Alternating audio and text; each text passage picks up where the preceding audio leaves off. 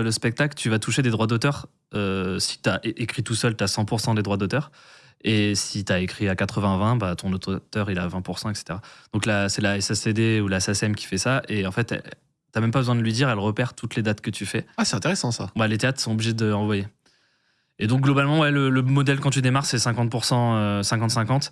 Et après, quand tu fais des plus grosses salles comme je fais là, il y a deux modèles différents. C'est soit tu loues la salle, donc tu fais tout, louer le matos, les billetteries. Donc, tu assumes tous les coûts, mais par tous les contre, coups. tu en récupères la plus grosse part. Tu récupères la plus grosse part. En fait, faut louer quand tu sais que tu vas vendre des tickets, parce que sinon, c'est un peu dangereux.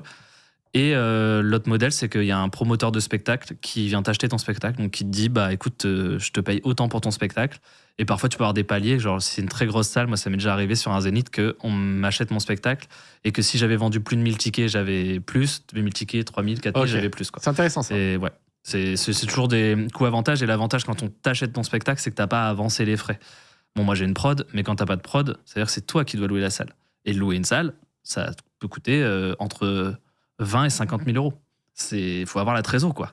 Donc, pas grand monde là, tu vois. Donc, c'est pour ça que souvent, tu as une prod. Pas grand monde part de zéro et pose 40 000 euros pour une salle. C'est suicidaire de faire ça.